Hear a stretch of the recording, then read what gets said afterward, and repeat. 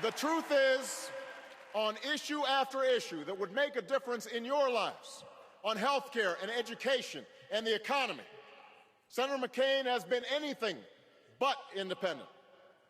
He said that our economy has made great progress under this president. He said that the fundamentals of the economy are strong. And when one of his chief advisors, the man who wrote his economic plan, was talking about the anxieties that Americans are feeling, he said that we were just suffering from a mental recession and that we've become, and I quote, a nation of whiners.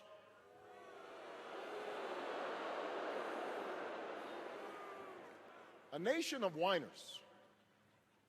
Tell that to the proud auto workers at a Michigan plant who, after they found out it was closing, kept showing up every day and working as hard as ever because they knew there were people who counted on the breaks that they made. Tell that to the military families who shoulder their burdens silently as they watch their loved ones leave for their third or fourth or fifth tour of duty. These are not whiners. They work hard and they give back and they keep going without complaint. These are the Americans I know.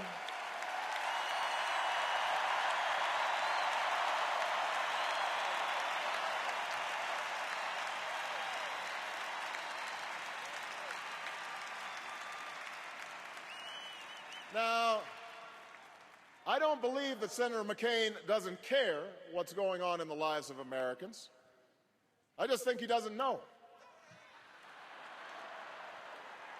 Why else would he define middle class as someone making under $5 million a year?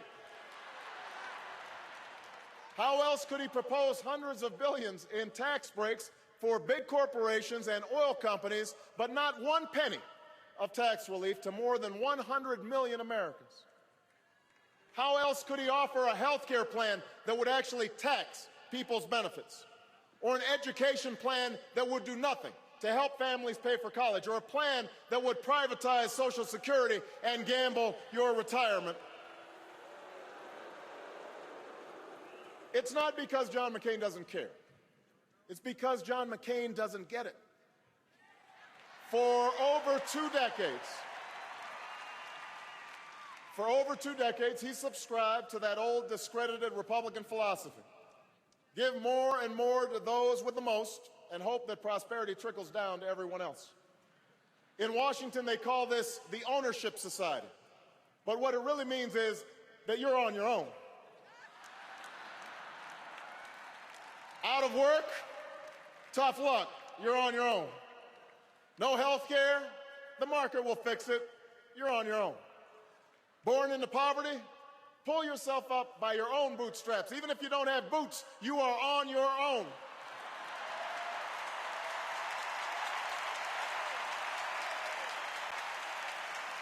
Well, it's time for them to own their failure. It's time for us to change America. And that's why I'm running for president of the United States.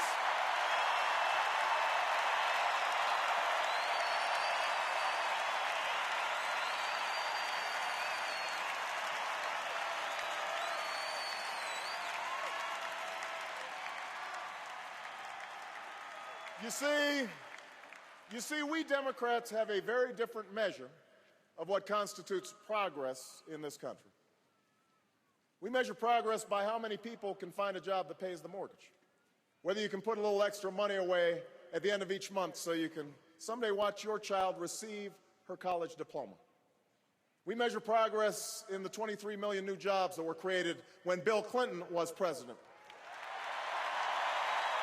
When the average American family saw its income go up $7,500 instead of go down $2,000 like it has under George Bush.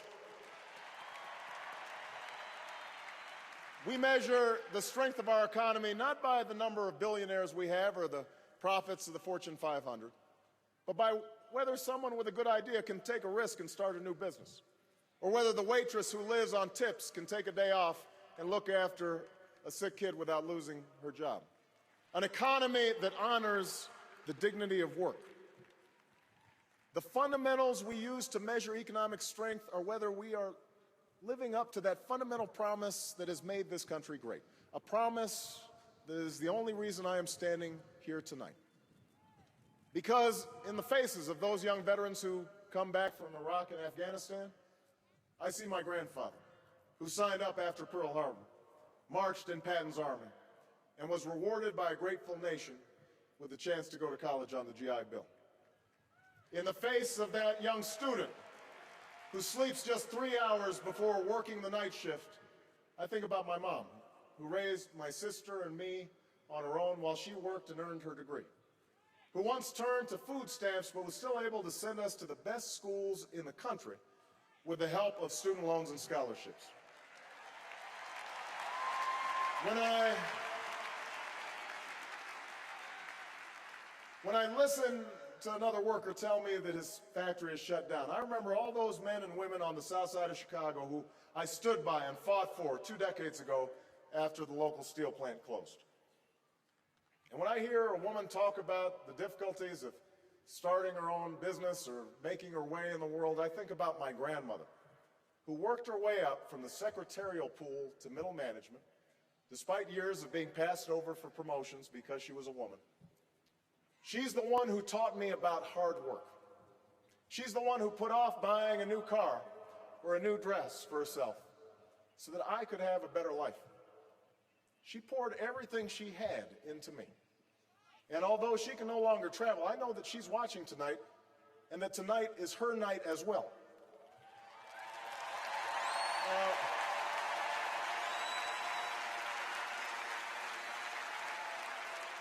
Now, I don't know what kind of lives John McCain thinks that celebrities lead, but this has been mine.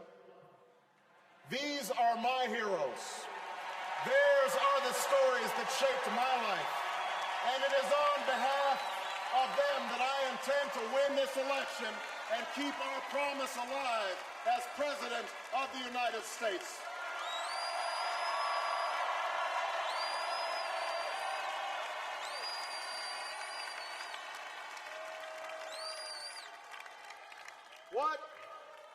What is that American promise? It's a promise that says each of us has the freedom to make of our own lives what we will, but that we also have obligations to treat each other with dignity and respect. It's a promise that says the market should reward drive and innovation and generate growth, but that businesses should live up to their responsibilities to create American jobs, to look out for American workers and play by the rules of the road. Ours is a promise that says government cannot solve all our problems, but what it should do is that which we cannot do for ourselves: protect us from harm and provide every child a decent education, keep our water clean and our toys safe, invest in new schools and new roads and science and technology. Our government should work for us, not against us. It should help us, not hurt us. It should ensure opportunity, not just for those with the most money and influence, but for every American who's willing to work. That's the promise of America. The idea that we are responsible for ourselves, but that we also rise or fall as one nation. The fundamental belief that I am my brother's keeper. I am my sister's keeper. That's the promise we need to keep. That's the change we need right now. So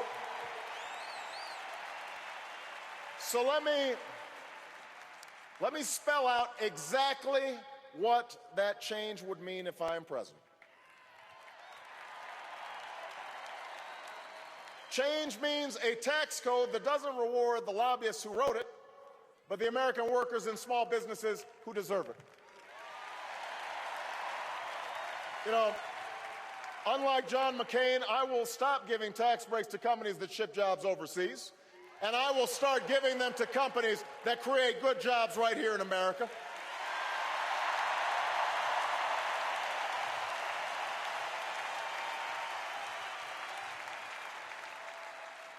I'll eliminate capital gains taxes for the small businesses and startups that will create the high-wage, high-tech jobs of tomorrow.